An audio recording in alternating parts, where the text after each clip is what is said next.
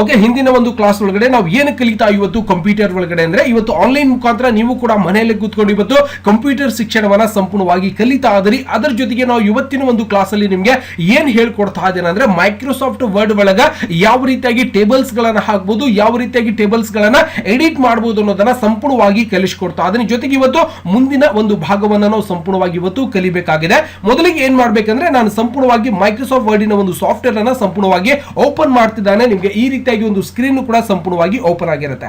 ಹಿಂದಿನ ದಿನದ ಒಂದು ಕ್ಲಾಸ್ ಒಳಗಡೆ ನಾವು ಸಂಪೂರ್ಣವಾಗಿ ಏನೆಲ್ಲ ಕಲ್ತೀವಪ್ಪ ಅಂದ್ರೆ ಈ ಒಂದು ಟೇಬಲ್ಸ್ ಮೇಲೆ ಕ್ಲಿಕ್ ಮಾಡಿದಾಗ ನಿಮ್ಗೆ ಕೆಲವೊಂದಿಷ್ಟು ಆಪ್ಷನ್ಸ್ ಗಳು ಕೂಡ ಸಂಪೂರ್ಣವಾಗಿ ಓಪನ್ ಆಗ್ಲಿಕ್ಕೆ ಶುರು ಆಗುತ್ತೆ. ನಾವು ಏನ್ ಕಲ್ತಿದ್ವಪ್ಪ ಅಂದ್ರೆ ಇದು ಆಲ್ರೆಡಿ ಕೂಡ ಎಲ್ಲರಿಗೂ ಕೂಡ ಸಂಪೂರ್ಣವಾಗಿ ಗೊತ್ತಾಗಿದೆ. ಹೋಮ್ ಒಂದು ಟ್ಯಾಬ್ ಕೂಡ ಸಂಪೂರ್ಣವಾಗಿ ಕಲ್ತಿದ್ದೀವಿ.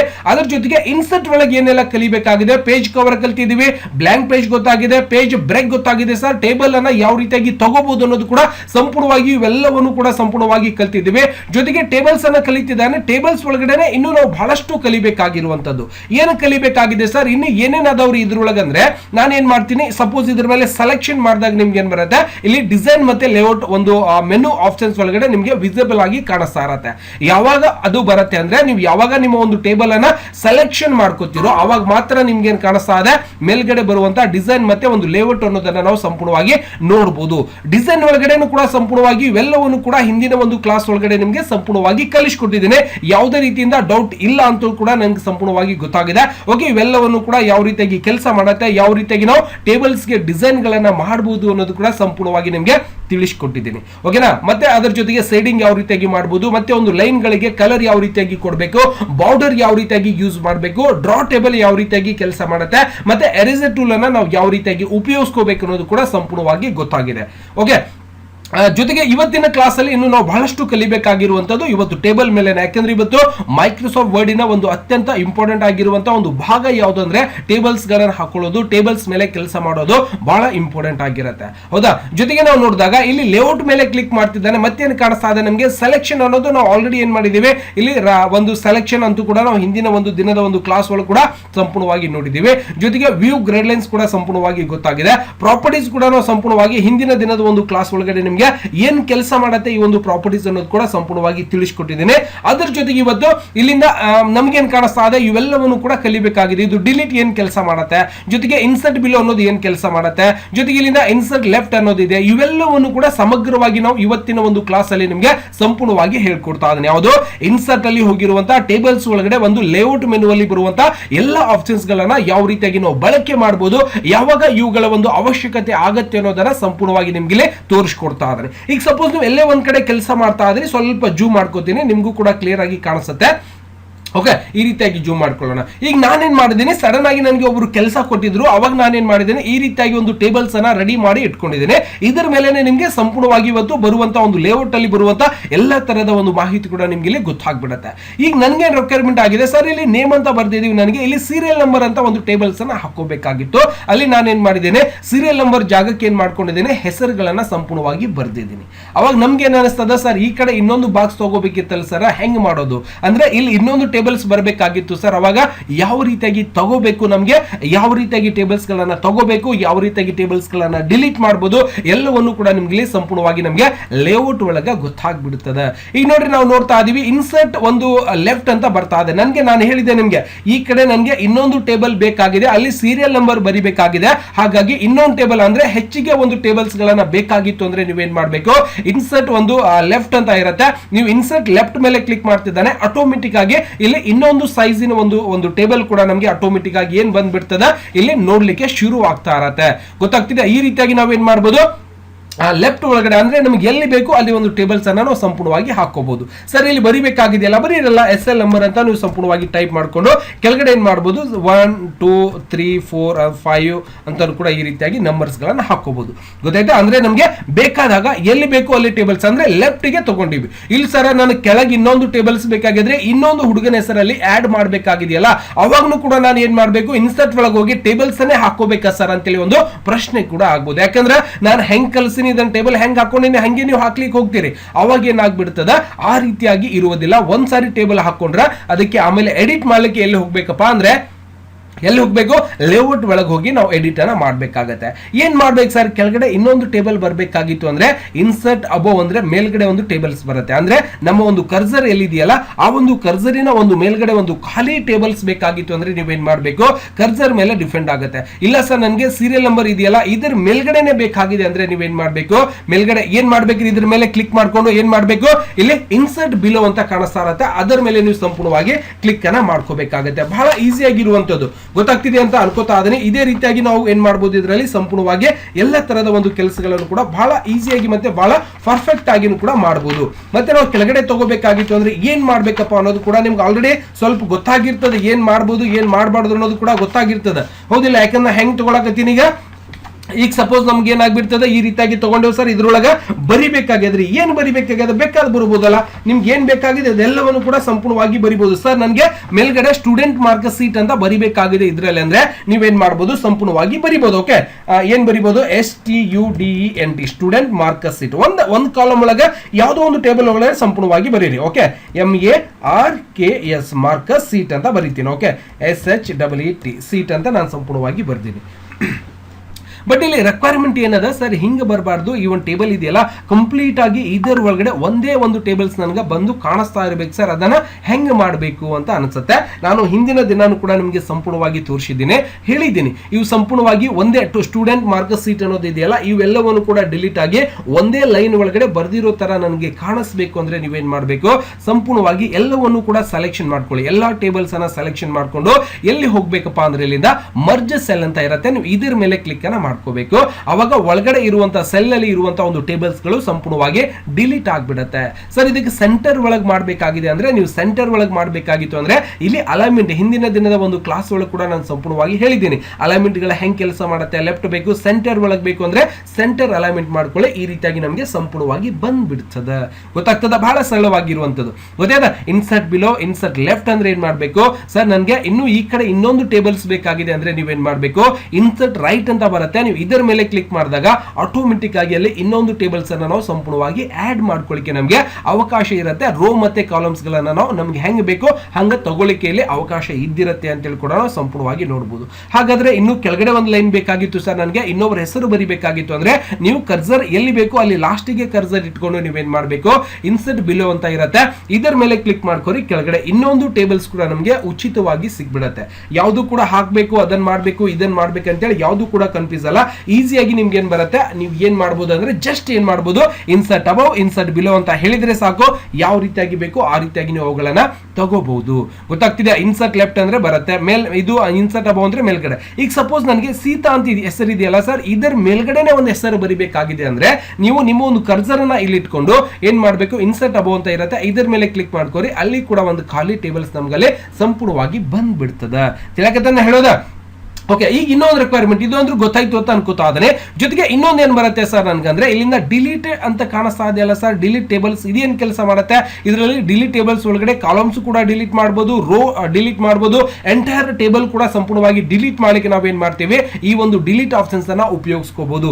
ಶಾರ್ಟ್ ಕಟ್ ಆಗಿ ಕೀಬೋರ್ಡ್ ಒಳಗೆ ನೀವೇನ್ ಮಾಡಬೇಕು, ಶಿಫ್ಟ್ ಬ್ಯಾಕ್ ಪ್ರೆಸ್ ಹೊಡೆದ್ರು ಕೂಡ ಸಂಪೂರ್ಣವಾಗಿ ಡಿಲೀಟ್ ಆಗ್ತಾ ಹೋಗ್ತಾ ಇರತ್ತೆ. ಸಪೋಸ್ ಇದರ ಮೇಲೆ ಕ್ಲಿಕ್ ಮಾಡ್ತಿದ್ದಾನೆ, ಕೇಳುತ್ತೆ ಇಲ್ಲ ಏನ್ ಡಿಲೀಟ್ ಮಾಡ್ಬೇಕಾಗಿದೆ ಸೈಬರ್ ಅಂತ ಕೇಳ್ತದದು. ಡಿಲೀಟ್ ಸೆಲ್ ಡಿಲೀಟ್ ಆಗ್ತದೆ, ಡಿಲೀಟ್ ಕಾಲಮ್ ಡಿಲೀಟ್ ಆಗ್ತದೆ, ಡಿಲೀಟ್ ರೋ ಡಿಲೀಟ್ ಆಗ್ತದೆ, ಡಿಲೀಟ್ ಟೇಬಲ್ ಡಿಲೀಟ್ ಆಗಿ ಹೋಗ್ಬಿಡ್ತದೆ. ನೋಡ್ರಿ ವಾಪಸ್ ಡಿಲೀಟ್ ಆಗಿದ್ದು ಹೊಳಿ ಬರ್ಬೇಕಂದ್ರೆ ಏನ್ ಮಾಡ್ಬೇಕು, ಮೇಲ್ಗಡೆ ಕಾಣಿಸ್ತಾ ಬಾಣದ ಚಿಹ್ನೆ ಕಂಟ್ರೋಲ್ Z ಎಲ್ಲಾ ಒಂದು ಎಲ್ಲಾ ಸಾಫ್ಟ್ವೇರ್ ಒಳಗೆ ನೋಡಿವಿಲ್ಲ ನಾವು, ಪೇಂಟ್ ಒಳಗ ನುಡಿ ಒಳಗ ವರ್ಡ್ ಪ್ಯಾಡ್ ಒಳಗ ಮುಂದಕ್ಕೆ ಹೋಗಿರೋದನ್ನ ನಾವು ತೆಗ್ದಿರೋದನ್ನ ಮತ್ತೆ ಪಡಿಬೇಕಾಗಿತ್ತು ಅಂದ್ರೆ ಏನ್ ಮಾಡ್ತೀವಿ, ಕಂಟ್ರೋಲ್ Z ವಾಪಸ್ ಬತ್, ಹೌದಿಲ್ಲ? ಈಗ ಸಪೋಸ್ ನನ್ಗೆ ಈ ಒಂದು ಸೆಲ್ ಅಥವಾ ಈ ಒಂದು ರೋ ಡಿಲೀಟ್ ಮಾಡಬೇಕಾಗಿತ್ತು ಅಂದ್ರೆ ನೀವು ಇದರ ಮೇಲೆ ಕ್ಲಿಕ್ ಮಾಡಿ ಡಿಲೀಟ್ ದ ಸೆಲ್ ಮೇಲೆ ಕ್ಲಿಕ್ ಮಾಡಿದ್ರೆ ಏನಾಗ್ತದ, ಇಲ್ಲಿ ಈ ರೀತಿಯಾಗಿ ಬರುತ್ತೆ, ಶಿಫ್ಟ್ ಸೆಲ್ ಲೆಫ್ಟ್ ಅಂತ ಬರುತ್ತೆ. ಶಿಫ್ಟ್ ಸೆಲ್ ಲೆಫ್ಟ್ ಅಂದ್ರೆ ಈ ಒಂದು ಸೆಲ್ ಡಿಲೀಟ್ ಆಗ್ತಾ ಇದೆ ಅಂತ ಹೇಳುತ್ತೆ, ಅದು ಡಿಲೀಟ್ ಮೇಲೆ ಕ್ಲಿಕ್ ಮಾಡ್ಕೋರಿ. ಆ ಒಂದು ಸೆಲ್ ಅಲ್ಲಿ ಏನಾಯ್ತು ಸಂಪೂರ್ಣವಾಗಿ ಡಿಲೀಟ್ ಆಗುತ್ತೆ. ಡಿಲೀಟ್ ಆಗ್ತಿದ್ದಾನೆ ಮತ್ತೆ ಆಟೋಮೆಟಿಕ್ ಆಗಿ ಈ ಕಡೆ ಬಂದು ಇಲ್ಲಿ ಜಾಯಿಂಟ್ ಆಗೇಬೇಕಲ್ಲ, ಹೌದಿಲ್ಲ? ಈ ರೀತಿಯಾಗಿ ನಾವೇನ್ ಮಾಡ್ಬೋದು, ಟೇಬಲ್ಸ್ ಗಳನ್ನ ಡಿಲೀಟ್ ಮಾಡಬಹುದು. ಕಾಲಮ್ ಮೇಲೆ ಹೋಗ್ರಿ, ಕಾಲಮ್ ಕೂಡ ಡಿಲೀಟ್ ಆಗ್ಬಿಡುತ್ತೆ. ಒಂದು ಕಾಲಮ್ ಸಂಪೂರ್ಣವಾಗಿ ಡಿಲೀಟ್ ಆಗ್ತಿಲ್ಲ, ಗೊತ್ತಾಗ್ತದ? ಈ ರೀತಿಯಾಗಿ ನಾವೇನ್ ಮಾಡಬಹುದು ಟೇಬಲ್ಸ್ ಗಳು ಮತ್ತೆ ಕಾಲಮ್ಸ್ ಗಳನ್ನ ಸಂಪೂರ್ಣವಾಗಿ ಡಿಲೀಟ್ ಮಾಡಲಿಕ್ಕೆ ಈ ಒಂದು ಡಿಲೀಟ್ ಆಪ್ಷನ್ಸ್ ಅನ್ನ ಉಪಯೋಗಿಸ್ತಾ ಇರ್ತೀವಿ. ಡಿಲೀಟ್ ಟೇಬಲ್ಸ್ ಅಂದ್ರೆ ಸಂಪೂರ್ಣವಾಗಿ ಡಿಲೀಟ್ ರೋ ಅಂದ್ರೆ ರೋ ಅಷ್ಟೇ ಡಿಲೀಟ್ ಆಗ್ಬಿಡುತ್ತೆ. ಈಗ ನೋಡಬಹುದು ಸರ್, ನನಗೆ ಈ ಸಂಪೂರ್ಣವಾಗಿ ಒಂದು ಲೈನ್ ಅನ್ನು ಹಾಕಿದೀವಲ್ಲ, ಇದು ಡಿಲೀಟ್ ಆಗಬೇಕಾಗಿದೆ ಅಂದ್ರೆ ನೀವು ಜಸ್ಟ್ ಯಾವ ಒಂದು ರೋ ಡಿಲೀಟ್ ಆಗಬೇಕಾಗಿದೆ ಅದರ ಮೇಲೆ ಕರ್ಸರ್ ಅನ್ನ ಇಟ್ಕೊಂಡು ಏನ್ ಮಾಡ್ಬೇಕಪ್ಪ ಅಂದ್ರೆ ಡಿಲೀಟ್ ಒಳಗೆ ಹೋಗಿ ಡಿಲೀಟ್ ರೋ ಅಂತ ಇರುತ್ತೆ, ಇದರ ಮೇಲೆ ಕ್ಲಿಕ್ ಮಾಡ್ರಿ. ಆಗಲೇ ತಗೊಂಡಿರುವಂತ ಒಂದು ರೋ ಏನಾಗ್ಬಿಡುತ್ತೆ, ಸಂಪೂರ್ಣವಾಗಿ ಡಿಲೀಟ್ ಆಗಿ ಕರೆಕ್ಟ್ ಆಗಿ ನಮ್ಗೆ ಒಂದು ಟೇಬಲ್ಸ್ ಇಲ್ಲಿ ರೆಡಿ ಆಗಿ ಬಂದ್ಬಿಡ್ತದೆ. ಗೊತ್ತಾಗ್ತದೆ ರೀ? ಬಹಳಷ್ಟು ಈಸಿಯಾಗಿ ನಾವೇನ್ ಮಾಡಬಹುದು, ಟೇಬಲ್ಸ್ ಗಳನ್ನ ಎಡಿಟ್ ಮಾಡ್ಲಿಕ್ಕೆ ಅವಕಾಶ ಇರುತ್ತೆ. ಇದು ಮರ್ಜ್ ಸೆಲ್ ಏನ್ ಅನ್ನೋದು ಕೂಡ ಸಂಪೂರ್ಣವಾಗಿ ಗೊತ್ತಾಗಿದೆ ಅಂತ ಅನ್ಕೋತಾ ಇದ್ದೇನೆ. ಸಪೋಸ್ ನನಗೆ ಇವು ಸಂಪೂರ್ಣವಾಗಿ ಇದು ಖಾಲಿ ಆಗ್ಬೇಕು ಸರ್ ಒಂದು ಟೇಬಲ್ ಅಂದ್ರೆ ಸಂಪೂರ್ಣವಾಗಿ ಸೆಲೆಕ್ಷನ್ ಮಾಡ್ಕೊಂಡು ಒಳಗಡೆ ಬಂದಿರುವಂತಹ ರೋ ಗಳನ್ನ ಡಿಲೀಟ್ ಆಗಬೇಕು, ಇದು ಒಂದೇ ಕಾಲಮ್ ಅಷ್ಟೇ ಉಳ್ಕೋಬೇಕು ಅಂದ್ರೆ ನೀವೇನ್ ಮಾಡಬಹುದು, ಇಲ್ಲಿಂದ ಮರ್ಜ್ ಸೆಲ್ ಅಂತ ಬರುತ್ತೆ, ನೀವು ಇದರ ಮೇಲೆ ಕ್ಲಿಕ್ ಮಾಡಿದ್ರೆ ಆಟೋಮೆಟಿಕ್ ಆಗಿ ಅದು ಸಂಪೂರ್ಣವಾಗಿ ಒಂದು ಖಾಲಿ ಬಂದ್ಬಿಡುತ್ತೆ, ಅಂದ್ರೆ ಎಂಟಿ ಬಂದ್ಬಿಡ್ತದೆ. ಗೊತ್ತಾಗ್ತದ? ಸಪೋಸ್ ಇಲ್ಲಿಂದ ರಿಪೀಟ್ ಸೆಲ್ ಅಂತ ಬರುತ್ತೆ, ಅದು ಅಷ್ಟೇನ್ ಕೆಲಸ ಮಾಡಲ್ಲ, ನೋಡೋಣ ಮುಂದೆ ಏನ್ ಕೆಲಸ ಮಾಡ್ತದ ಗೊತ್ತಾಗ್ತದ. ಓಕೆ, ಸಪೋಸ್ ನನ್ಗಡೆ ಇದರ ಒಳಗ ಮತ್ತೆ ಟೇಬಲ್ಸ್ ಗಳನ್ನ ಹಾಕಬೇಕಾಗ್ಯದ್ರಿ. ಡಿಲೀಟ್ ಮಾಡ್ಕೊಳ್ಳೋದು ಬಹಳ ಸರಳ ಇತ್ತು, ಬಟ್ ಇದ್ರೊಳಗೆ ಹಾಕಬೇಕಲ್ಲಿ ವಾಪಸ್. ಅವಾಗ ಹೆಂಗ್ ಮಾಡ್ಬೇಕಂದ್ರೆ ಇಲ್ಲಿ ನಿಮ್ಗೆ ಏನ್ ತೋರಿಸ್ತದ, ಸ್ಪ್ಲಿಟ್ ಸೆಲ್ ಅಂತ ಬರುತ್ತೆ. ನೀವು ಇದರ ಮೇಲೆ ಕ್ಲಿಕ್ ಅನ್ನ ಮಾಡ್ಕೊಂಡು ಇಲ್ಲಿ ಕೇಳ್ತದ ಒಂದು ಸೆಲ್ ಒಳಗಡೆ ಅಂದ್ರೆ ನಂಬರ್ಸ್ ಆಫ್ ಕಾಲಮ್ಸ್ ಅಂತ ಬರುತ್ತೆ. 2 ಕಾಲಮ್ ಅಂತ ಇರುತ್ತೆ, ಇದರಲ್ಲಿ 2 ಕಾಲಮ್ ಬೇಕಾಗಿಲ್ಲ, ನನಗೆ ಒಂದೇ ಕಾಲಮ್ ಬೇಕಾಗಿದೆ ಸರ್. ಇದರ ಒಳಗೆ ನಂಬರ್ಸ್ ಆಫ್ ರೋ ಎಷ್ಟು ಬೇಕಾಗಿದೆ, ಒಂದು 6 ರೋ ಗಳನ್ನ ನಾನು ತಗೋಬೇಕಾಗಿದೆ.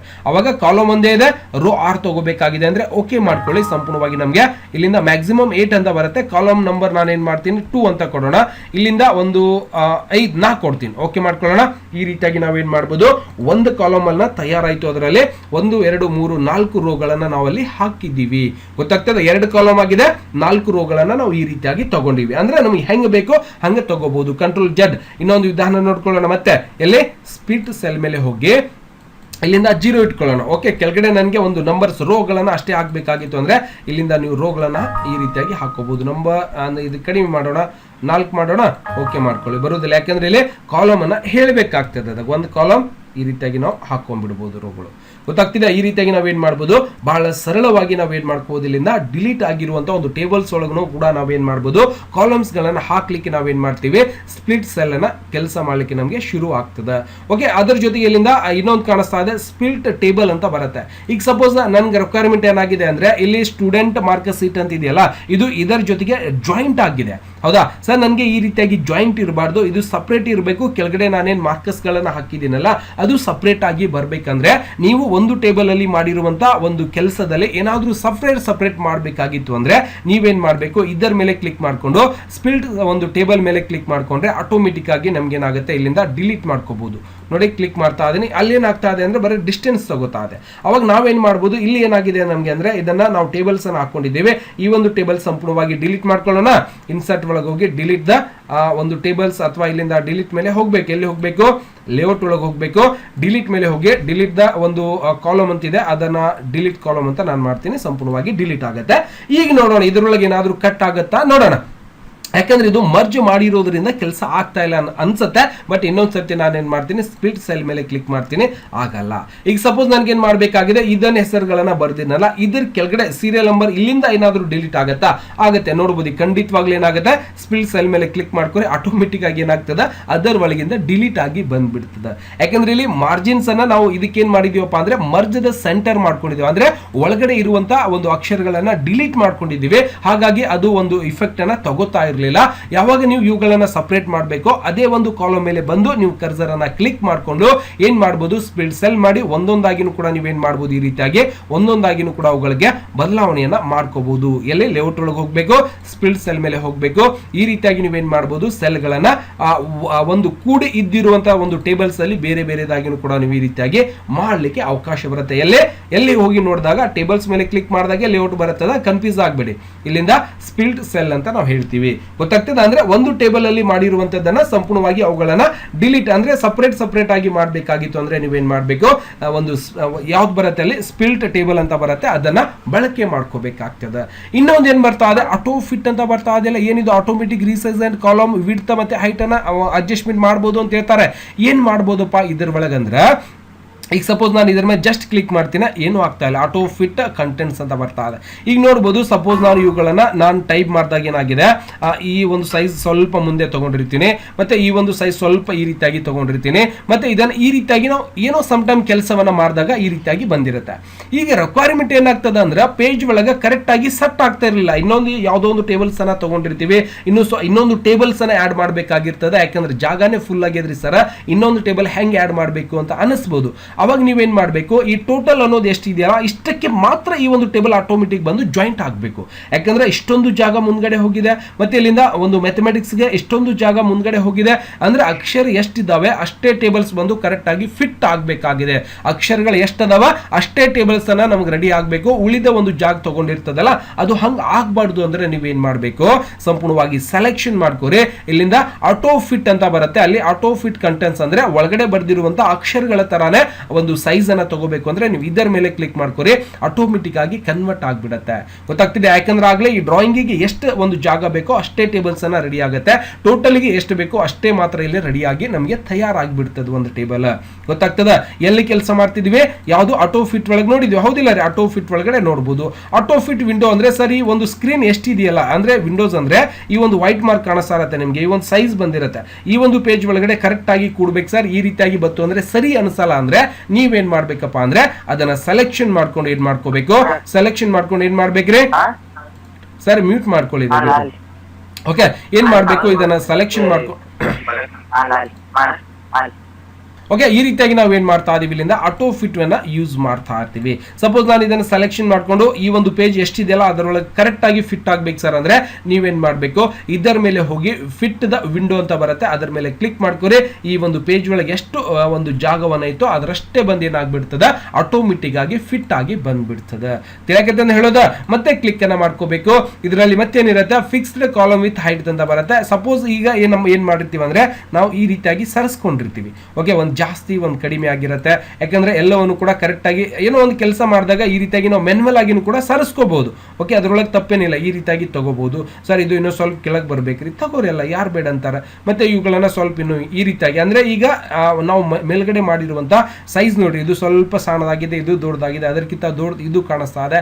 ಈ ರೀತಿಯಾಗಿ ನಿಮ್ಗೆ ಟೇಬಲ್ಸ್ ಗಳ ಕಂಡಾಗ ಅವುಗಳಿಗೆ ನೀವೇನ್ ಮಾಡ್ಬೇಕು, ಕರೆಕ್ಟ್ ಆಗಿ ಒಂದು ಸೈಜ್ ಒಳಗೆ ತಗೋಬೇಕಪ್ಪ ಅಂದ್ರೆ ನೀವೇನ್ ಮಾಡ್ಕೋಬಹುದು, ಏನ್ ಮಾಡ್ಬೋದ್ರಿ, ಅವುಗಳಿಗೆ ಕರೆಕ್ಟ್ ಆಗಿ ತಗೋಬೇಕಾಗಿತ್ತು ಅಂದ್ರೆ ಎಲ್ಲಿ ಹೋಗ್ಬೇಕು, ಇದನ್ನ ಸೆಲೆಕ್ಷನ್ ಮಾಡ್ಕೊಂಡು ಎಲ್ಲಿ ಲೇಔಟ್ ಒಳಗೆ ಹೋಗಿ ಇಲ್ಲಿಂದ ಆಟೋ ಫಿಟ್ ಒಳಗೆ ನೀವೇನ್ ಮಾಡ್ಬೋದು, ಫಿಕ್ಸ್ಡ್ ಕಾಲಮ್ ಹೈಟ್ ವಿಡ್ತ್ ಅಂತ ಬರುತ್ತೆ, ಇದರ ಮೇಲೆ ಕ್ಲಿಕ್ ಮಾಡ್ಕೊರಿ. ನೀವು ಏನ್ ಇದನ್ನ ಹಾಕಿರ್ತೀರಿ ಅದೇ ಒಂದು ಕಾಲಮ್ ಒಳಗೆ ಬರುತ್ತೆ. ಅವಾಗ ನೀವು ವಾಪಸ್ ಏನ್ ಮಾಡ್ಕೋಬೇಕು, ಆಟೋ ಫಿಟ್ ಮೇಲೆ ಕ್ಲಿಕ್ ಮಾಡ್ಕೊಂಡು ಕೂಡ ಆಗ್ತಾ ಇಲ್ಲ, ಆಟೋ ಫಿಟ್ ಕಂಟೆಂಟ್ಸ್ ಮೇಲೆ ಕ್ಲಿಕ್ ಮಾಡಿದಾಗ ಬರ್ತಾ ಇದೆ. ಬಟ್ ಇಲ್ಲಿ ಏನಾಗಿದೆ, ಹೈಟ್ ನಾನು ಕೆಳಗಡೆ ಮಾರ್ಜಿನ್ ಜಾಸ್ತಿ ಜಾಗ ತಗೊಂಡಿದ್ದೀನಿ, ಅದು ಕರೆಕ್ಟ್ ಆಗ್ಬೇಕಾಗಿರುವಂತದ್ದು. ಅವಾಗ ನೀವೇನ್ ಮಾಡ್ಬೇಕಂದ್ರೆ ಇದನ್ನ ಸೆಲೆಕ್ಷನ್ ಮಾಡ್ಕೊಂಡು ಇಲ್ಲಿ ಹೈಟ್ ವಿಡ್ತ್ ಅಂತ ಕಾಣಿಸ್ತಾ ಇದೆಯಾ, ನೀವು ಇಲ್ಲಿಂದ ಡಿಸ್ಟ್ರಿಬ್ಯೂಟ್ ರೋ ಮೇಲೆ ಕ್ಲಿಕ್ ಮಾಡಿದ್ರೆ ಆಟೋಮೆಟಿಕ್ ಆಗಿ ಈ ರೀತಿಯಾಗಿ ಬರುತ್ತೆ. ನೆಕ್ಸ್ಟ್ ಡಿಸ್ಟ್ರಿಬ್ಯೂಟರ್ ಕಾಲಮ್ ಮೇಲೆ ಕ್ಲಿಕ್ ಮಾಡಿದ್ರೆ ಈ ರೀತಿಯಾಗಿ ನಮಗೆ ಕಾಣಿಸ್ಲಿಕ್ಕೆ ಶುರು ಆಗ್ತದೆ. ಅಂದ್ರೆ ಎಲ್ಲಾ ಕಾಲಮ್ಗಳ ಸೈಜ್ ಕೂಡ ಏನಾಯ್ತು, ಒಂದೇ ಒಂದು ಲೆವೆಲ್ ಅಲ್ಲಿ ಬಂದ್ಬಿಡುತ್ತದೆ. ಯಾವ ಕಾಲಮಿನ ಸೈಜ್ ಜಾಸ್ತಿನೂ ಕೂಡ ಇಲ್ಲ ನೋಡ್ರಿ, ಈ ಒಂದು ಕಾಲಮ್ ಯಾವ ಸೈಜ್ ಒಳಗಿದೆಯೋ ಅದೇ ರೀತಿಯಾಗಿ ಈ ಒಂದು ಕಾಲಮ್ ಕೂಡ ಅದೇ ರೀತಿಯಾಗಿ ತಯಾರಾಗಿದೆ. ಇದೇ ರೀತಿಯಾಗಿ ಇದನ್ನು ಕೂಡ ಕಾಲಮ್ ಅದೇ ರೀತಿಯಾಗಿ ಬಂದಿದೆ. ಎಲ್ಲ ಕಾಲಮ್ಗಳು ಕೂಡ ಒಂದೇ ಸೈಜ್ ಒಳಗೆ ಬಂದ್ಬಿಟ್ಟಿರ್ತದೆ. ಗೊತ್ತಾಗ್ತದೆ? ಅವಾಗ ನೀವೇನ್ ಮಾಡ್ಬೋದು, ಮ್ಯಾನ್ಯುವಲ್ ಆಗಿ ಅವುಗಳ ಸೈಜ್ ಅನ್ನ ಅಡ್ಜಸ್ಟ್ಮೆಂಟ್ ಮಾಡಲಿಕ್ಕೆ ನಿಮಗೆ ಇಲ್ಲಿಂದ ಅವಕಾಶ ಇದ್ದಿರುತ್ತೆ. ನೋಡಿ ಸಂಪೂರ್ಣವಾಗಿ ಇಲ್ಲಿಂದ ಹೋಗ್ತಾ ಇದೆ, ಕಂಟ್ರೋಲ್ ಜೆಡ್ ಮಾಡ್ತೀನಿ ನಾನು. ಓಕೆ, ಸಂಪೂರ್ಣವಾಗಿ ಸೆಲೆಕ್ಷನ್ ಮಾಡ್ಕೊಂಡು ನೀವೇನ್ ಮಾಡ್ಬೋದು, ಇಲ್ಲಿಂದ ಸೈಜ್ ಅನ್ನ ಕಡಿಮೆ ಜಾಸ್ತಿ ಕಡಿಮೆ ಕೂಡ ಈ ರೀತಿಯಾಗಿ ಮಾಡ್ಲಿಕ್ಕೆ ಅವಕಾಶ ಇದ್ದಿರುತ್ತೆ ಅಂತ ಕೂಡ ನಾವು ಸಂಪೂರ್ಣವಾಗಿ ನೋಡಬಹುದು. ಬಟ್ ಮೇಲ್ಗಡೆ ಏನಾಗುತ್ತೆ, ಸ್ಟೂಡೆಂಟ್ ಮಾರ್ಕ್ ಸೀಟ್ ಏನಾಗ್ಬಿಡುತ್ತೆ, ಈ ರೀತಿಯಾಗಿ ತೊಂದರೆ ಒಳಗಡೆ ಬಂದು ಸಿಕ್ಕಾಕೊಂಡ್ ಬಿಡುತ್ತದೆ. ಯಾಕಂದ್ರೆ ಹೈಟ್ ವಿಡ್ ಚೇಂಜ್ ಮಾಡಿದ್ರೆ ಆ ರೀತಿಯಾಗಿ ಬರುತ್ತೆ. ನೀವು ಒಂದೊಂದಾಗಿನೂ ಕೂಡ ಸೆಲೆಕ್ಷನ್ ಮಾಡ್ಕೊಂಡು ಅವನ್ನ ಅಡ್ಜಸ್ಟ್ಮೆಂಟ್ ಅನ್ನ ಮಾಡ್ಲಿಕ್ಕೆ ಅವಕಾಶ ಇರುತ್ತೆ, ನೀವು ಮಾಡಬಹುದು. ಕಂಟ್ರೋಲ್ ಜೆಡ್ ಮಾಡ್ತಾ ಅದನ್ನೇ ವಾಪಸ್ ಹೋಗ್ಬಿಡತ್ತೆ. ಓಕೆ, ಈಗ ಸಪೋಸ್ ಈ ಕೆಳಗಡೆ ಜಾಗವನ್ನು ಕೂಡ ಮಾಡ್ಕೊಳ್ಳೋಣ, ಅದನ್ನ ಮಾಡಿದೀವಿ, ಆ ವಾಪಸ್ ಅದು ಕರೆಕ್ಟ್ ಆಗಿ ಮಾಡಬೇಕು. ಮತ್ತೆ ಸೆಲೆಕ್ಷನ್ ಮಾಡ್ಕೋತೀನಿ. ಮಾಡಿದ ನಂತರ ಇದು ಕರೆಕ್ಟ್ ಆಗಿ ಅಕ್ಷರಗಳು ಎಷ್ಟಿದೆ ಅಷ್ಟೇ ಬರಬೇಕಾಗಿತ್ತು ಅಂದ್ರೆ ಆಟೋ ಫಿಟ್ ಒಳಗೆ ಹೋಗಿ ಫಿಟ್ ದ ಕಾಂಟೆಂಟ್ಸ್ ಮೇಲೆ ಕ್ಲಿಕ್ ಮಾಡ್ಕೊರಿ, ಸಂಪೂರ್ಣವಾಗಿ ಬರುತ್ತೆ. ಯಾಕಂದ್ರೆ ಜಾಗ ಬಹಳ ತಗೊಂಡಿದ್ದೀವಿ. ಮತ್ತೆ ನೀವು ಇವುಗಳನ್ನ ಸೆಲೆಕ್ಷನ್ ಮಾಡ್ಕೊಂಡು ಈ ಬಂದಿದೆ ನೋಡಿ, ಕರೆಕ್ಟ್ ಆಗಿ ಇಂಗ್ಲಿಷ್ ಮತ್ತೆ ಕನ್ನಡ ಆಟೋ ಫಿಟ್ ಆಗಿದೆ ನೋಡಬಹುದು. ಕೆಳಗಡೆ ಕೂಡ ಬಹಳ ಜಾಗ ಬಂದಿದೆಯಲ್ಲ ಸರ್, ಅದನ್ನು ಯಾವ ರೀತಿಯಾಗಿ ಮಾಡ್ಕೋಬೇಕು, ಅಡ್ಜಸ್ಟ್ಮೆಂಟ್ ಆಗ್ಬೇಕಂದ್ರೆ ಸಂಪೂರ್ಣವಾಗಿ ಸೆಲೆಕ್ಷನ್ ಮಾಡ್ಕೊಳ್ಳಿ. ಇಲ್ಲಿಂದ ನೀವೇನ್ ಮಾಡ್ಬೋದು, ಮೇಲ್ಗಡೆ ಸ್ವಲ್ಪ ಈ ರೀತಿ ಕೆಳಗಡೆ ಮತ್ತೆ ಇಲ್ಲಿಂದ ಮೇಲ್ಗಡೆ ಕೂಡ ಈ ರೀತಿಯಾಗಿ ತಗೋಬಹುದು. ಗೊತ್ತಾಗ್ತದೆ. ಅಂದ್ರೆ ಸೆಲೆಕ್ಷನ್ ಮಾಡ್ಕೊಂಡು ನೀವೇನ್ ಮಾಡ್ಬೋದು, ಇವುಗಳನ್ನ ಜಾಸ್ತಿ ಕಡಿಮೆ ಕೂಡ ಇಲ್ಲಿಂದ ಕೆಲಸ ಮಾಡಲಿಕ್ಕೆ ಶುರು ಆಗ್ತಿರ್ತದೆ. ಗೊತ್ತಾಗ್ತದೆ. 0 ಇಟ್ಕೋರಿ ಕರೆಕ್ಟ್ ಆಗಿ ಬಂದ್ಬಿಟ್ಟಿರ್ತದೆ. ಗೊತ್ತಾಗ್ತಿದೆ. ಈ ರೀತಿಯಾಗಿ ನಾವೇನ್ ಮಾಡ್ಬೋದು, ಇದನ್ನ ಕಾಲಮ್ ಹೈಟ್ ವಿಡ್ತ್ ಕೂಡ ಅಡ್ಜಸ್ಟ್ಮೆಂಟ್ ಮಾಡ್ಲಿಕ್ಕೆ ಶುರು ಮಾಡ್ಬೋದು. ಮತ್ತೆ ಇನ್ನೊಂದು ನೋಡ್ಲಿಕ್ಕೆ ಸಿಗ್ತಾ ಇರೋದು ಯಾವ್ದಪ್ಪ ಅಂದ್ರೆ ಇದನ್ನು ಕೂಡ ಅಲೈನ್ಮೆಂಟ್ ಕೂಡ ಗೊತ್ತಾಗಿದೆ. ಈಗ ಇನ್ನೊಂದೇನಿದೆ, ಟೆಕ್ಸ್ಟ್ ಡೈರೆಕ್ಷನ್ ಅಂತ ಬರ್ತಾ ಇರತ್ತೆ. ನೀವು ನೋಡಿರ್ತೀರಿ ಯಾವುದೋ ಒಂದು ಕಂಪ್ನಿಯಲ್ಲಿ ಕೆಲಸ ಮಾಡಿದಾಗ ಇದಕ್ಕೆ ಫಿಟ್ ಟು ವಿಂಡೋ ಮಾಡ್ಕೋತೀನಿ, ನಾನು ಫಿಟ್ ಟು ವಿಂಡೋ ಮಾಡ್ಕೋತೀನಿ, ಕರೆಕ್ಟ್ ಆಗಿ ಬಂದಿರುತ್ತೆ. ಇವು ಅಕ್ಷರಗಳು ಏನ್ ಮಾಡಬೇಕಾಗಿದೆ, ಸ್ವಲ್ಪ ನನಗೆ ಸ್ಟೈಲ್ ಒಳಗೆ ಅಂದ್ರೆ ಈ ಸ್ವಲ್ಪ ಡೈರೆಕ್ಷನ್ ಚೇಂಜಸ್ ಮಾಡಬೇಕಾಗಿದೆ.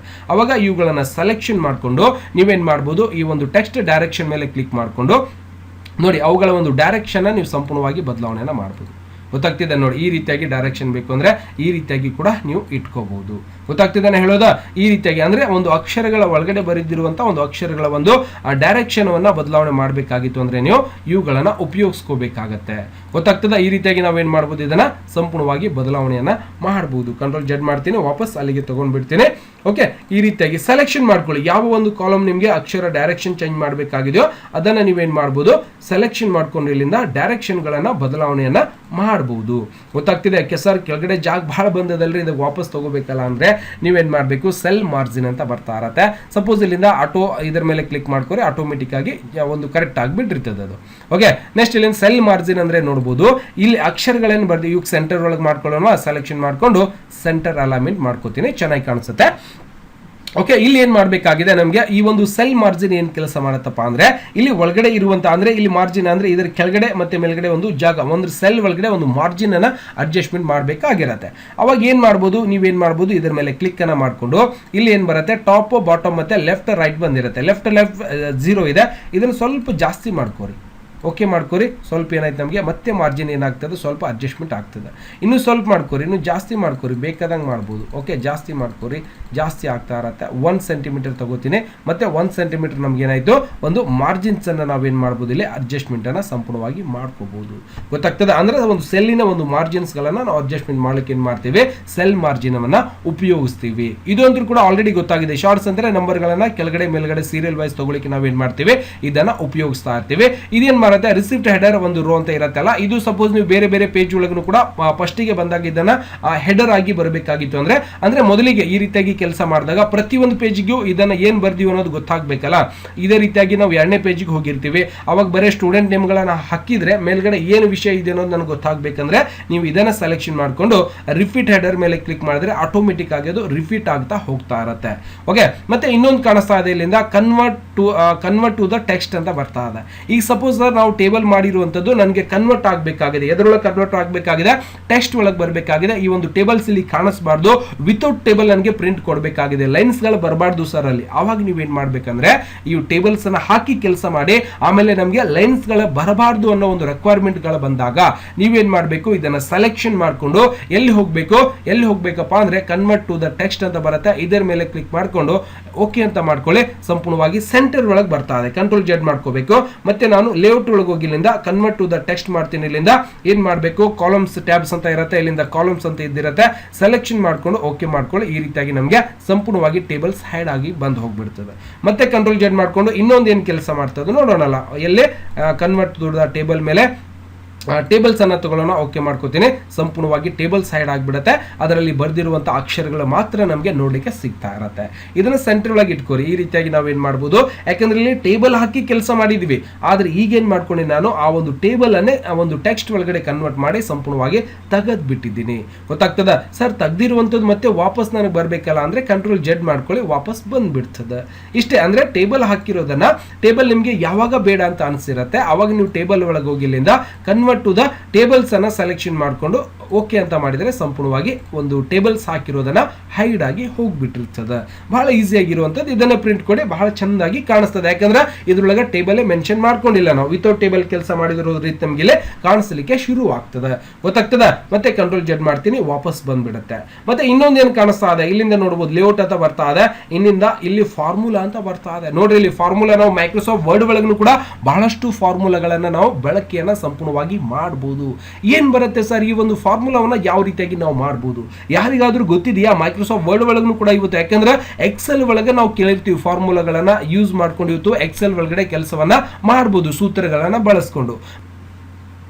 ಬಟ್ ಇಲ್ಲಿ ಯಾರು ಹೇಳ್ತೀರಿ ಯಾವ ರೀತಿಯಾಗಿ ನಾವು ಇದರಲ್ಲಿ ಕೂಡ ಫಾರ್ಮುಲಾಗಳನ್ನ ಯೂಸ್ ಮಾಡ್ಲಿಕ್ಕೆ ಬರತ್ತಾ ಇಲ್ಲ ಅನ್ನೋದನ್ನ ಯಾರು ಹೇಳ್ಕೊಡ್ತೀರಿ? ಯಾಕಂದ್ರೆ ನಾವು ಇಲ್ಲಿ ಕ್ಲಿಕ್ ಮಾಡಿದಾಗ ಟೇಬಲ್ ಒಳಗೆ ನೋಡಿದಾಗ ನಮ್ಗೆ ಏನು ಕಾಣಿಸ್ತಾ ಅದರಿಂದ ಫಾರ್ಮುಲಾಗಳು ಕೂಡ ಬರ್ತಾ ಇದೆ. ಇವುಗಳಲ್ಲಿ ಫಾರ್ಮುಲಾ ನಮಗೆ ಉಪಯೋಗಿಸ್ಲಿಕ್ಕೆ ಬರತ್ತಾ ಅಥವಾ ಬರುವುದಿಲ್ಲ? ಯಾರು ಹೇಳ್ಕೊಡ್ತೀರಿ? ಸರ್ ಬರುತ್ತೆ. ಹೆಂಗ್ ಯೂಸ್ ಮಾಡ್ಬೇಕು ಏನಾದ್ರು ಐಡಿಯಾ ಇದೆಯಾ? ಯಾವ ರೀತಿಯಾಗಿ ಅದನ್ನ ಬಳಕೆ ಮಾಡಬಹುದು? ಯಾಕಂದ್ರೆ ಆ ಫಾರ್ಮುಲಾ ಅಂದ ತಕ್ಷಣ ನಮ್ಗೆ ಏನ್ ನೆನಪಾಗ್ತದ, ಮೈಕ್ರೋಸಾಫ್ಟ್ ಎಕ್ಸೆಲ್ ಒಳಗ ಫಾರ್ಮುಲಾಗಳನ್ನ ಹಾಕಿ ಕೆಲಸ ಮಾಡ್ಬೇಕಲ್ಲ ಸರ್, ಇದ್ರೊಳಗೆ ಹೆಂಗ್ ಫಾರ್ಮುಲಾ ಹಾಕ್ಬೋದು ಅನ್ನೋದು ನಮ್ಗೆ ಕನ್ಫ್ಯೂಸ್ ಆಗಿರ್ತದೆ. ಯಾಕಂದ್ರೆ ನಾವು ಕೂಡ ನೋಡಿರ್ತೀವಿ ಇದ್ರ ಒಳಗೂ ಕೂಡ ಫಾರ್ಮುಲಾ ಕೊಟ್ಟಾರ ಅಂದ್ರೆ ಇದ್ರೊಳಗೂ ಕೂಡ ಹಾಕಿ ಕೆಲಸ ಮಾಡ್ಲಿಕ್ಕೆ ಬರುತ್ತಲ್ಲ, ಅದನ್ನ ಹೆಂಗ್ ಹಾಕ್ಬೇಕು ಫಾರ್ಮುಲಾ? ಯಾರಿಗಾದ್ರೂ ಐಡಿಯಾ ಇದ್ರೆ ಹೇಳ್ಬೋದು. ಈಗ ಸಪೋಸ್ ನನ್ಗೆ ಯಾವ ರೀತಿಯಾಗಿ ಬ್ರದರ್ ಸರ್ ಈಗ ಇವೇ ಇಲ್ಲ ಸರ್ ಇವು ಮಾರ್ಕ್ಸ್ಗಳು ಟೋಟಲ್ ಆಗಿ ಈಗ ಗುರು ಅಂತ ಒಬ್ಬರದ್ದು ಇದ್ರೆ ಅದನ್ನ ಟೋಟಲ್ ಅದೇ ನಾನು ಇಟ್ಟಿರುವ ಅದೇ ನಾನು ಟೇಬಲ್ ಇಲ್ಲಿ ಒಂದು ಟೇಬಲ್ ಹಾಕಿರೋದೇ ಉದ್ದೇಶ ಅದನ್ನೇ. ಇದನ್ನ ಈಗ ನನ್ಗೇನ್ ರಿಕ್ವೈರ್ಮೆಂಟ್ ಆಗಿದೆ ಇದಕ್ಕೆ ಸಂಪೂರ್ಣವಾಗಿ ಟೋಟಲ್ ಮಾಡ್ಬೇಕಾಗಿದೆ. ಹೆಂಗ್ ಮಾಡೋದು ಅದನ್ನ ಟೋಟಲ್ ಮಾಡೋದು ಹೆಂಗ್? ಇದರಲ್ಲಿ sum equal to SUM sum is equal to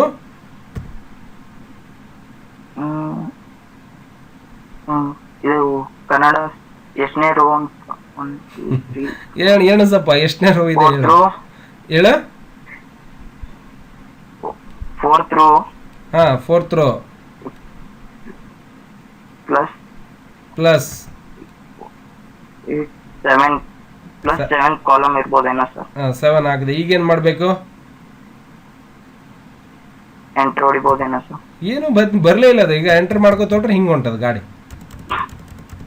ಹಂಗ ಬರುವುದಿಲ್ಲ. ಅದು ಯಾವ ರೀತಿಯಾಗಿ ಇದನ್ನು ಯೂಸ್ ಮಾಡ್ಬೋದು ಅಂದ್ರೆ ಬಹಳ ಸರಳ ಅದ, ಬಟ್ ನಮಗೆ ಗೊತ್ತಿರಲ್ಲ ಐಡಿಯಾಸ್ಗಳು, ಮತ್ತೆ ಯಾರು ಕೂಡ ಹೇಳಿರಲ್ಲ ಈ ರೀತಿಯಾಗಿ. ಯಾಕಂದ್ರೆ ನೀವು ಕೂಡ ಹಿಂದಿನ ಒಂದು ಬೇರೆ ಬೇರೆ ಕ್ಲಾಸಿಗೆ ಜಾಯ್ನ್ ಆಗಿರ್ತೀರಿ, ಕಲ್ತಿರ್ತೀರಿ, ಯೂಟ್ಯೂಬ್ ಒಳಗೆ ವಿಡಿಯೋನು ಕೂಡ ನೋಡಿರ್ತೀರಿ, ಸಾಕಷ್ಟು ಬಾರಿ ಗೊತ್ತಾಗಿರುತ್ತೆ. ಬಟ್ ಈಗೇನಾಗಬೇಕಾಗಿದೆ ನನಗೆ ಡ್ರಾಯಿಂಗ್ ಸಬ್ಜೆಕ್ಟ್ ಆಗಿ ಅಂದ್ರೆ ಗುರು ಅನ್ನೋರು ಏನ್ ಮಾಡಿದ್ದಾರೆ, ಎಲ್ಲ ಟೋಟಲ್ ಮಾರ್ಕ್ಸ್ ಎಷ್ಟಾಗಿದೆ ಇವರು ಅನ್ನೋದನ್ನ ನಾವು ಮೈಕ್ರೋಸಾಫ್ಟ್ ವರ್ಡ್ ಒಳಗಡೆನೆ ಒಂದು ಕ್ಯಾಲ್ಕುಲೇಷನ್ ಮಾಡಬೇಕಾಗಿದೆ. ಯಾಕಂದ್ರೆ ಮೈಕ್ರೋಸಾಫ್ಟ್ ವರ್ಡ್ ಒಳಗೆ ಒಂದು ಸೀಟ್ ತಯಾರು ಮಾಡಿವಂದ್ರೆ ರಿಕ್ವೈರ್ಮೆಂಟ್ ಕ್ಯಾಲ್ಕುಲೇಷನ್ ಬಂದಾಗೂ ಕೂಡ ಅದಕ್ಕೆ ಅವಕಾಶ ಕೊಡ್ಬೇಕಲ್ಲ ಮೈಕ್ರೋಸಾಫ್ಟ್ ವರ್ಡ್ ದವರು, ಹೌದಿಲ್ಲ? ಅದಕ್ಕೂ ಕೂಡ ಅವಕಾಶ ಇದ್ದಿರತ್ತೆ. ಯಾವ ರೀತಿಯಾಗಿ ನಾವು ಟೋಟಲ್ ಮಾಡಬಹುದು? ಯಾಕಂದ್ರೆ ಇವತ್ತು ಗುರು ಅನ್ನೋರು ಕನ್ನಡ, ಇಂಗ್ಲಿಷ್ ಮತ್ತೆ ಮ್ಯಾಥಮೆಟಿಕ್ಸ್ ಡ್ರಾಯಿಂಗ್ ಗೆ ಎಷ್ಟು ಮಾರ್ಕ್ಸ್ ಗಳನ್ನ ತಗೊಂಡಿದ್ದಾರೆ ಟೋಟಲ್ ಅನ್ನೋದನ್ನ ಯಾವ ರೀತಿಯಾಗಿ ನಾವು ಕಂಡು ಹಿಡಿಬಹುದು ಅಂದ್ರೆ ಇದರಲ್ಲಿ ಮೈಕ್ರೋಸಾಫ್ಟ್ ಎಕ್ಸೆಲ್ ಗೆ ಮತ್ತೆ ಇದಕ್ಕೆ ಬಹಳಷ್ಟು ವ್ಯತ್ಯಾಸಗಳು ಕೂಡ ಇದ್ದಿರತ್ತೆ. ಅವಾಗ ನಾನೇನ್ ಮಾಡ್ತೀನಿ, ಮೊದಲಿಗೆ ಇದರ ಮೇಲೆ ಕ್ಲಿಕ್ ಅನ್ನ ಮಾಡ್ಕೊಂಡು ಒಂದು ಕಾಲಮ್ ಇದೆಯಲ್ಲ, ಖಾಲಿ ಕಾಲಮ್ ಮೇಲೆ ನಾನು ತಗೊಂಡಿದ್ದೇನೆ. ಟೋಟಲ್ ಒಂದು ಸಂಪೂರ್ಣವಾಗಿ ಎಂಟಿ ಇದೆ. ಇಲ್ಲಿ ಟೋಟಲ್ ಕ್ಯಾಲ್ಕುಲೇಷನ್ ಮಾಡಬೇಕಾಗಿರುವಂತದ್ದು. ಅವಾಗ ನಾನೇನ್ ಮಾಡ್ತೀನಿ, ಫಾರ್ಮುಲಾ ಮೇಲೆ ಜಸ್ಟ್ ಕ್ಲಿಕ್ ಮಾಡ್ಕೊಂಡು ನಾನೇನ್ ಮಾಡ್ತೀನಿ, ಇಲ್ಲಿ ಏನ್ ಬರ್ತಾ ಇದೆ ಫಾರ್ಮುಲಾ ಏನ್ ಬರ್ತಾ ಇದೆ ಈಸ್ ಈಕ್ವಲ್ ಟು ಸಮ್ ಒಂದು ಬ್ರಾಕೆಟ್ ಲೆಫ್ಟ್ ಬ್ರಾಕೆಟ್ ಕಂಪ್ಲೀಟ್ ಅಂತ ಒಂದು ಫಾರ್ಮುಲಾನ ಬರ್ತಾ ಇದೆ. ಆಟೋಮೆಟಿಕ್ ಆಗಿ ನಾನು ಯಾವುದೇ ರೀತಿಯಿಂದ ಫಾರ್ಮುಲಾ ಕೂಡ ಅಲ್ಲಿ ಹಾಕಿಲ್ಲ, ಏನು ಕೂಡ ನಾನು ಮಾಡೇ ಇಲ್ಲ. ಸಪೋಸ್ ಇಲ್ಲಿಂದ ಯಾವುದು ಪ್ರೆಸೆಂಟ್ ಫಂಕ್ಷನ್ ಅಂತ ಬರುತ್ತೆ, ಇದರಲ್ಲಿ ನೀವು ನೋಡಬಹುದು ಇಫ್ ಕಂಡೀಷನ್ ಹಚ್ಚಬಹುದು, ಮತ್ತೆ ಡಿಸ್ಕೌಂಟ್ ಕೌಂಟ್ ಕೂಡ ಮಾಡಬಹುದು, ಎವರೇಜ್ ಕೂಡ ನೀವು ಏನ್ ಮಾಡಬಹುದು ಇದರಲ್ಲಿ ಕಂಡು ಹಿಡಿಲಿಕ್ಕೆ ಅವಕಾಶ ಇರುತ್ತೆ. ಬಟ್ ನಾನೇನ್ ಮಾಡ್ತಾ ಇದೀನಿ, ಕೂಡಿಸೋದನ್ನ ಕಲಿಯೋಣ ಇದರಲ್ಲಿ ಜಾಸ್ತಿ. ಓಕೆ, ಅವಾಗ ಏನ್ ಮಾಡ್ಬೇಕು, ಜಸ್ಟ್ ಈ ಒಂದು ಫಾರ್ಮುಲಾನ ಬರ್ಕೊಂಡು ಇಟ್ಕೋಬೇಕು, ಅದು ಆಟೋಮೆಟಿಕ್ ಆಗಿ ಬಂದಿರುತ್ತೆ. ನಾನು ಏನ್ ಮಾಡ್ತೀನಿ, ಜಸ್ಟ್ ಓಕೆ ಮೇಲೆ ಕ್ಲಿಕ್ ಮಾಡ್ತೀನಿ, ನೋಡಿ ಟೋಟಲ್ ಆಗಿ ಸಂಪೂರ್ಣವಾಗಿ ಬಂದ್ಬಿಟ್ಟಿರ್ತದೆ. ಗೊತ್ತಾಗ್ತದ? ಆಟೋಮೆಟಿಕ್ ಆಗಿ ಬರ್ತೋದಿಲ್ಲ ಇದರೊಳಗೆ. ಸರ್ ಇದೇ ರೀತಿಯಾಗಿ ನಾವೇನ್ ಮಾಡ್ಬೋದು, ಟೋಟಲ್ ಒಂದು ಮಾರ್ಕ್ಸ್ ಗಳನ್ನ ಬಹಳ ಸರಳವಾಗಿ ಕಂಡುಹಿಡಿಬಹುದು. ಮತ್ತೆ ಸರ್ ಕೆಳಗಡೆದು ಕೂಡ ಹಿಡಿಬೇಕಲ್ಲ, ಅವಾಗ್ನು ಏನ್ ಮಾಡ್ಬೇಕಾಗಿಲ್ಲ, ಫಾರ್ಮುಲಾ ಒಳಗೆ ಹೋಗ್ಬೇಕಾ, ಸೀದಾ ಓಕೆ ಅಂತ ಹೊಡೀರಿ.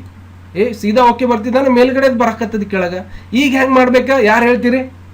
ಯಾಕಂದ್ರೆ ಇಲ್ಲಿ ಟೋಟಲ್ ಇಬ್ಬರಿಗೂ 240 ಮಾರ್ಕ್ಸ್ ಬಿದ್ದಾವನ, ಚೇಂಜ್ ಅದಾವ, ಹೌದಿಲ್ಲ?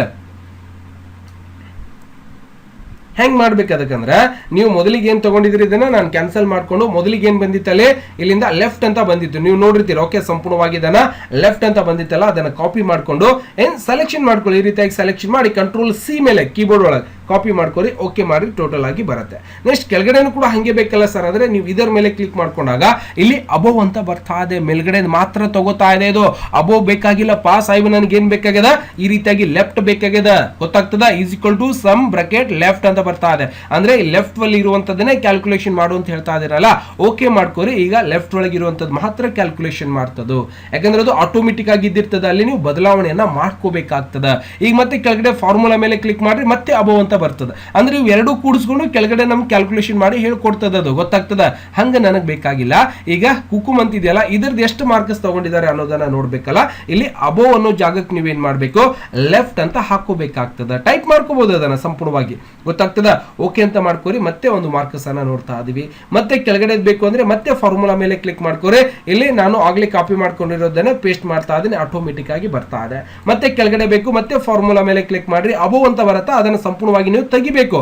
ಓಕೆ, ಅಬೋವ್ ಅಂತ ತೆಗೆದು ನೀವೇನ್ ಮಾಡ್ಬೇಕು, ಟೈಪ್ LIFT ಲೆಫ್ಟ್ ಅಂತಾನು ಕೂಡ ಬರ್ದು ಓಕೆ ಮಾಡ್ಕೋರಿ. ಆಟೋಮೆಟಿಕ್ ಆಗಿ ನೋಡಿ ಬರ್ಲಿಲ್ಲ, ಅದು ಏನ್ ಬರ್ಬೇಕಲ್ಲೇ ಕ್ಯಾಪಿಟಲ್ ಲೆಟರ್ ಒಳಗಡೆ ಬರ್ಬೇಕು. ಎಲ್ಲಿಗೆ FT ಅಂತ ಬರಿಬೇಕಾಗ್ತದೆ.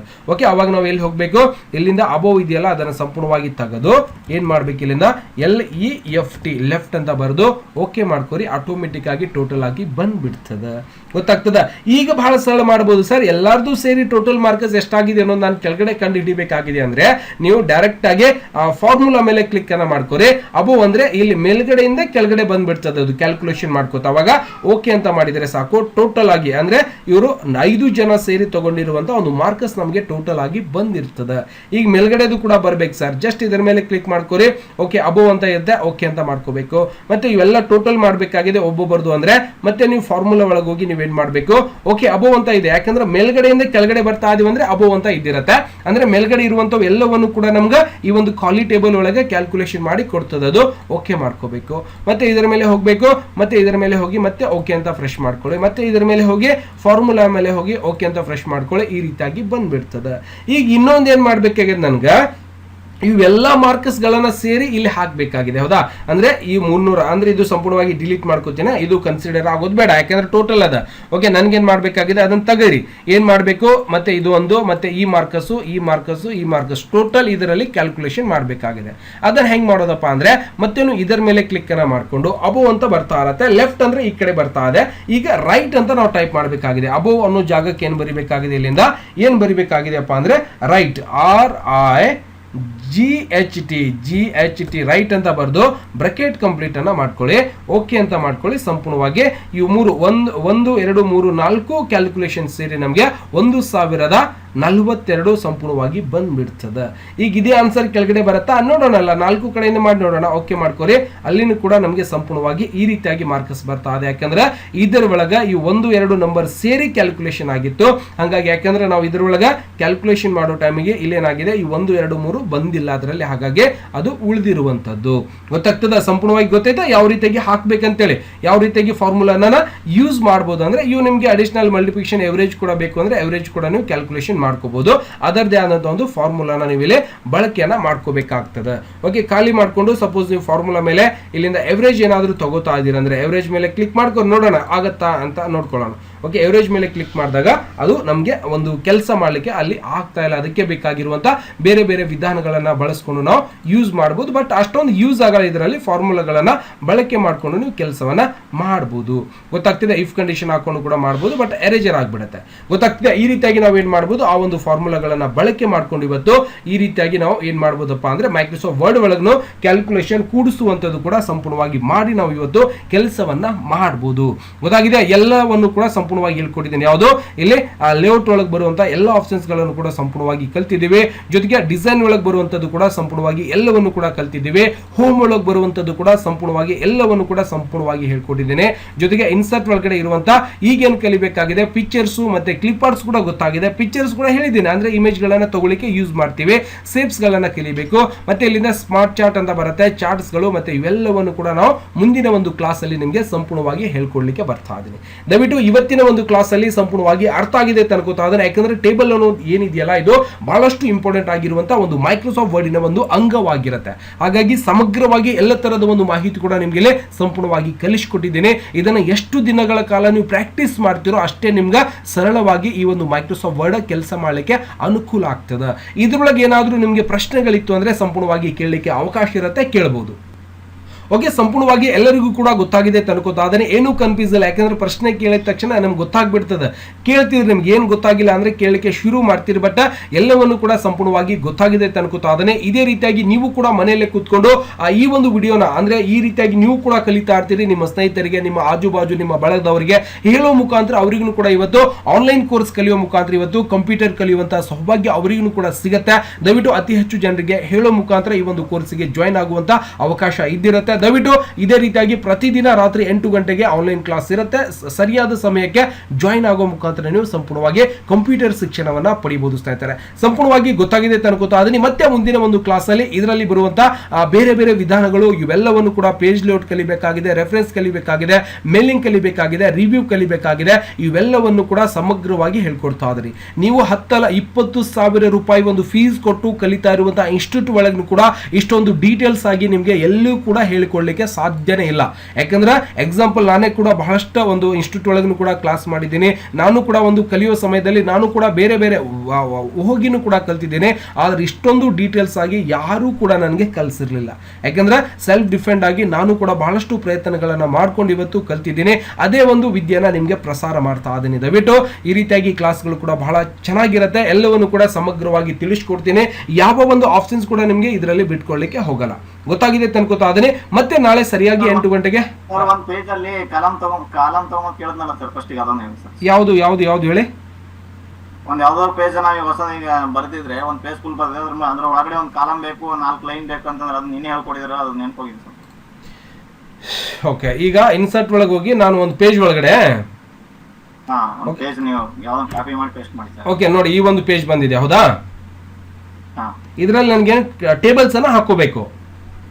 ಇಲ್ಲ ಸರ್, ಅದ್ರಲ್ಲಿ ನಾವು ಬರ್ದಿದೀವಿ, ಈಗ ಒಂದ್ ಪೇಜ್ ಬರ್ದಿದೀವಿ, ಸೆಂಟ್ರಲ್ ನಮಗೆ ಒಂದ್ ಟೇಬಲ್ ಬೇಕು.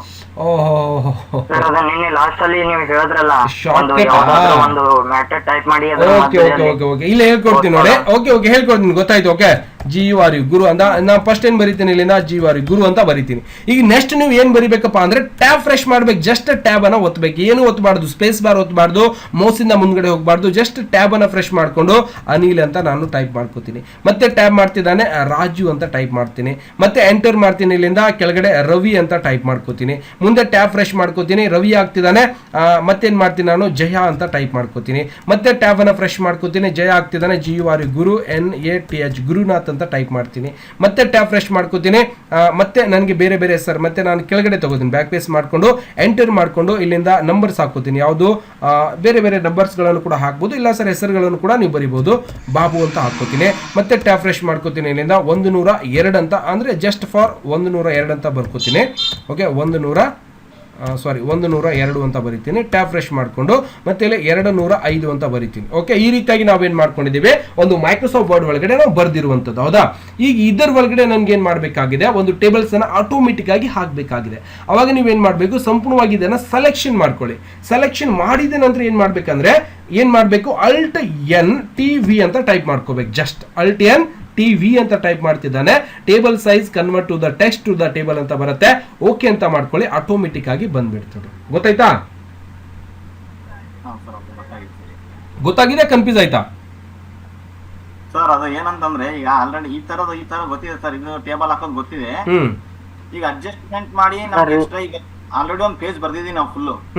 ಅಂದ್ರೆ ಅದ್ರ ಈ ತರ ಬೇಡ, ಒಂದ್ ಪೇಜ್ ಇದೆ ಅದನ್ನು ಅಷ್ಟೇ ಇರ್ಲಿ, ಅದ್ರ ಒಳಗಡೆ ಒಂದ್ ಸೆಂಟರ್ ಒಂದು ನಮಗೆ ಈ ತರ 4 ಟೇಬಲ್ ಬೇಕಂತ ಅದು ಕೇಳ್ತಾರೆ ಸರ್. ಇದನ್ನು ಗೊತ್ತಾಯ್ತು, ಇದನ್ನು ಒಳ್ಳೇದೇ. ಒಂದು ಪೇಜ್ ಒಳಗಡೆ ಬರ್ದಿರುವಂತದ್ದು ಸೆಂಟ್ರಲ್ಲಿ 4 ಅಕ್ಷರಗಳು ಬೇಕಾ? ಟೇಬಲ್ಸ್ ಬೇಕು ನಿಮ್ಗೆ, ಒಂದು ಪೇಜ್ ಒಳಗೆ ಬರ್ದಿರ್ತೀರಿ ಅದ್ರೊಳಗೆ. ಓಕೆ, ಗೊತ್ತಾಯ್ತು. ನಿನ್ನೆ ಲಾಸ್ಟಿಗೆ ಹೇಳಿದ್ನಲ್ಲ ಅದಲ್ಲ?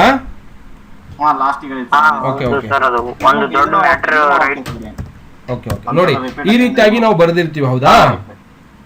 ಇದರ ಒಳಗಡೆ ಟೇಬಲ್ಸ್ ಹಾಕ್ಬೇಕಾಗಿದೆ ಅಲ್ವಾ ನಿಮ್ಗೆ? ಈಗ ಇದರಲ್ಲಿ ಟೇಬಲ್ ಹಾಕ್ಬೇಕಾಗಿದೆ.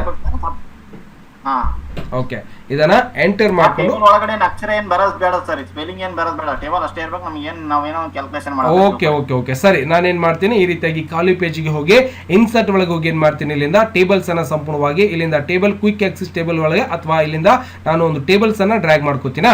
ಇಲ್ಲಿಂದ ಯಾವುದೋ ಒಂದು ಟೇಬಲ್ಸ್ ಅನ್ನ ಇಲ್ಲಿಂದ ತಗೊಂಡ್ಬಿಡ್ತೀನಿ. ಓಕೆ, ಈ ರೀತಿಯಾಗಿ ನಂಬರ್ 5 ತಗೊಂಡು ಟೇಬಲ್ಸ್ ಅನ್ನ ಹಾಕೋತೀನಿ. ಸಾರಿ, ಕಂಟ್ರೋಲ್ Z ಮಾಡ್ತೀನಿ. ಇನ್ನೊಂದ್ಸರ್ತಿ ಇನ್ಸರ್ಟ್ ಒಳಗೆ ಹೋಗಿ ಟೇಬಲ್ಸ್ ಮೇಲೆ ಹೋಗಿ ಇನ್ಸರ್ಟ್ ಟೇಬಲ್ ಮೇಲೆ ನಾನು ಹೋಗ್ತೀನಿ. ಕ್ಲಿಕ್ ಮಾಡ್ಕೊಳ್ಳೋಣ. ಇಲ್ಲಿಂದ height width auto fit contents ಅಂತ ಇರುತ್ತೆ, ಇದರ ಮೇಲೆ ಕ್ಲಿಕ್ ಮಾಡಿಕೊಂಡು ಸೈಜ್ ಒಂದು ಕಾಲಮ್ ಏನಿದೆಯಲ್ಲ ಇಲ್ಲಿಂದ ಒಂದು 4 ಮೇಲ್ಗಡೆ ಒಂದು 6 ಅನ್ನ ಟೈಪ್ ಮಾಡ್ಕೊಂಡು ಓಕೆ ಮಾಡ್ತೀನಿ. ಈ ರೀತಿಯಾಗಿ ಒಂದು ಟೇಬಲ್ಸ್ ಅನ್ನ ಬಂದಿರುತ್ತೆ. ಇದಕ್ಕೆ ನನ್ಗೇನ್ ಬೇಕು, ಈ ಒಂದು ಅಕ್ಷರಗಳನ್ನ ಬರ್ದಿರ್ತೀವಲ್ಲ ಅಲ್ಲಿ ನಟ್ ನಡು ತಗೊಂಡು ಹೋಗ್ಬೇಕಾಗಿದೆ. ಹೌದಾ, ಅವಾಗ ನೀವೇನ್ ಮಾಡ್ಬೇಕಪ್ಪ ಅಂದ್ರೆ ಇಲ್ಲಿಂದ ಎಲ್ಲಿ ಲೇಔಟ್ ಒಳಗೆ ಬರುತ್ತೆ, ಇಲ್ಲಿಂದ ಒಂದು ಪ್ರಾಪರ್ಟೀಸ್ ಅಂತ ನಾವು ನೋಡ್ತೀವಿ. ಈ ಒಂದು ಪ್ರಾಪರ್ಟೀಸ್ ಮೇಲೆ ಕ್ಲಿಕ್ ಮಾಡ್ಕೊಂಡು ಇಲ್ಲಿಂದ ಅರೌಂಡ್ ಅಂತ ಕಾಣಿಸ್ತಾ ಇರತ್ತೆ ಕೆಳಗಡೆ. ಈ ಒಂದು ಅರೌಂಡ್ ಮೇಲೆ ಕ್ಲಿಕ್ ಮಾಡ್ಕೊಂಡು ಓಕೆ ಅಂತ ಫ್ರೆಶ್ ಮಾಡ್ಕೋಬೇಕು. ಆ ನಂತರ ನಿಮ್ಗೆ ಎಲ್ಲಿ ಬೇಕು ಅಲ್ಲಿ ನೀವು ಇದನ್ನ ತಗೊಂಡೋಗಿ ಇಡಬಹುದು. ಗೊತ್ತಾಯ್ತಾ? ಓಕೆ, ಇದರಲ್ಲಿ ಬರೀರಿ, ಏನ್ ಬೇಕಾದ್ರೂ ಕೂಡ ಬರಿಬಹುದು. ಸರಿ ಸರ್, ಇಷ್ಟೇ ಸರ್, ಮೊನ್ನೆ ಮಾಡ್ಕೋದಿತ್ತೋಳಿ ಸರ್ ನಾವು ಅಷ್ಟೊಂದು. Okay okay, thank you. ನೋಡು, ಒಂದು ಕೇಳಕ್ ಹೋಗಿ 2 ಎಕ್ಸಾಂಪಲ್ ಕಳ್ಕೊಂಡ್ಬಿಟ್ಟಿ. ಗೊತ್ತಾಯ್ತಾ? ಸಂಪೂರ್ಣವಾಗಿ ಗೊತ್ತಾಗಿದೆ ಅಂತ ಅನ್ಕೋತಾದೀನಿ. ಸರ್ ಅದು ಟ್ಯಾಬ್ ಇಂದ ನೀವು ಹೇಳ್ಕೊಟ್ಟಿದ್ರಲ್ಲ ಕಾಲಮ್ ಹಾಕೋದು ಗೊತ್ತಿದೆ ಸರ್, ನೆನಪಿದೆ ಅದು ನಂಗೆ. ನಾನು ಅದೇ ಕನ್ಫ್ಯೂಸ್ ಆಗಿ ಅದನ್ನೇ ಹೇಳ್ಕೊಟ್ಟೆ. ಇದನ್ನು ಕೂಡ ಬಹಳ ಈಸಿ ಆಗಿದೆ ಅಂತ ಹೇಳಿ ಕೆಡಿಸ್ಕೊಬೇಡಿ. ಓಕೆ, ಗೊತ್ತಾಯ್ತಾ? ಹಾ, ಈಗ ಗೊತ್ತಾಗಿದೆ ಸರ್. ಇನ್ಸರ್ಟ್ ಅಲ್ಲಿ ಹೋಗಿ ಆಮೇಲೆ ಟೇಬಲ್ ತಗೊಂಡು ಆಮೇಲೆ ಪ್ರಾಪರ್ಟೀಸ್ ಅಲ್ಲಿ ಹೋಗಿ ನಾವು ಅಡ್ಜಸ್ಟ್ ಮಾಡ್ಕೊಂಬಂದು ಗೊತ್ತಾಯ್ತು. Yes yes yes yes yes yes okay, ಇವತ್ತಿನ ಕ್ಲಾಸು ಇಲ್ಲಿಗೆ ಸಂಪೂರ್ಣವಾಗಿ ಮುಕ್ತಾಯ ಮಾಡ್ತಾ ಇದ್ದಾನೆ. ಮತ್ತೆ ನಾಳೆ ನಡೆಯುವಂತಹ ಕ್ಲಾಸಿಗೆ ಸರಿಯಾದ ಸಮಯಕ್ಕೆ ಜಾಯ್ನ್ ಆಗಿ ನೀವೇನ್ ಮಾಡಬಹುದು, ಆ ಒಂದು ಕ್ಲಾಸಿಗೆ ಜಾಯ್ನ್ ಆಗಿ ಕಂಪ್ಯೂಟರ್ ಶಿಕ್ಷಣವನ್ನ ಸಂಪೂರ್ಣವಾಗಿ ಪಡೆಯಬಹುದು. ಜೊತೆಗೆ ಯಾರೆಲ್ಲ ಇವತ್ತು ಹೊಸದಾಗಿ ಜಾಯ್ನ್ ಆಗಿದ್ದಾರೆ, ಬಹಳಷ್ಟು ಜನ ಜಾಯ್ನ್ ಆಗಿದ್ರು, ಕೆಲವರು ಹೋಗಿದ್ದಾರೆ. ಈ ಒಂದು ಕ್ಲಾಸಿಗೆ ಸೇರ್ಕೊಂಡು ಪ್ರತಿದಿನ ನೀವು ಕೂಡ ಕಂಪ್ಯೂಟರ್ ಕ್ಲಾಸ್ ಮನೆಯಲ್ಲೇ ಕೂತ್ಕೊಂಡು ಸಂಪೂರ್ಣವಾಗಿ ಕಲಿಬೇಕಾಗಿದೆ ಅಂದ್ರೆ ಏನ್ ಮಾಡ್ಕೋಬೇಕು, ಈ ಒಂದು ಕೋರ್ಸಿನ ಒಂದು ಫೀಸ್ ಇರುತ್ತೆ, ಆ ಒಂದು ಕೋರ್ಸಿಗೆ ಫೀಸ್ ಅನ್ನ ಪೇ ಮಾಡ್ಕೊಂಡು ನೀವು ಜಾಯ್ನ್ ಆಗಿ ಕ್ಲಾಸ್ ಅನ್ನ ಸಂಪೂರ್ಣವಾಗಿ ಪಡಿಬಹುದು ಸ್ನೇಹಿತರೆ. ಮತ್ತೆ ಸಿಗೋಣ ಮುಂದಿನ ವಿಡಿಯೋದಲ್ಲಿ. ಎಲ್ಲರಿಗೂ ಶುಭರಾತ್ರಿ.